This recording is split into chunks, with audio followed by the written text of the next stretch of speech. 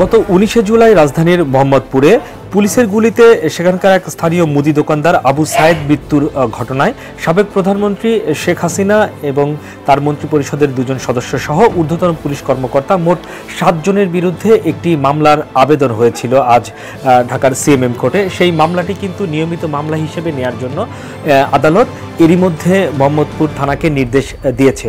তো এই যেখানে যেটি বলা হয়েছে যে নিহত আবু সায়েদের শুভাকাঙ্ক্ষী আমির হামজা কিন্তু আজ শুভাকাঙ্ক্ষী হয়ে তিনি মামলাটি দায়ের করেন। সিএমএম কোর্টের যে ম্যাজিস্ট্রেট রাজেশ চৌধুরী আদালতে মামলাটি দায়ের করেছিলেন। মামলার এজাহার যদি আমরা দেখি তাহলে তিনি দেখতে পাচ্ছি যে কোটা সংস্কার আন্দোলন চলাকালে সাধারণ মানুষের উপর পুলিশ যে নির্বিচারে গুলি চালিয়েছিল সেই একটি ঘটনাকে উল্লেখ করা হয়েছে।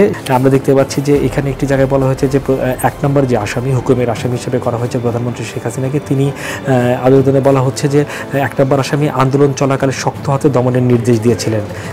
একইভাবে 2 নম্বর আসামি ওবায়দুল কাদের বিভিন্ন সময় গণমাধ্যমে আন্দোলন দমনের নির্দেশ দিয়েছেন এবং 3 নম্বর আসামি যিনি সাবেক আইজিপি আব্দুল আল মামুন এবং 4 নম্বর আসামি হারুনার রশিদ এবং 6 নম্বর আসামি বিপ্লব কুমার।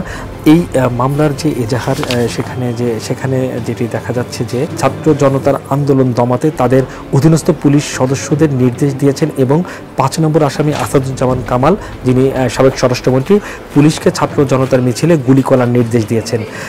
এই আবেদন এছাড়াও অন্যান্য অজ্ঞাতনামা পুলিশ কর্মকর্তা পুলিশ সদস্যরা সরকারের বিভিন্ন মন্ত্রীর নির্দেশে এই হত্যাকাণ্ড চালিয়েছে বলে এই আবেদনে উল্লেখ করা হয়েছে এবং এই মামলাটি এখন প্রক্রিয়াধীন রয়েছে এমনটি আমরা জেনেছি।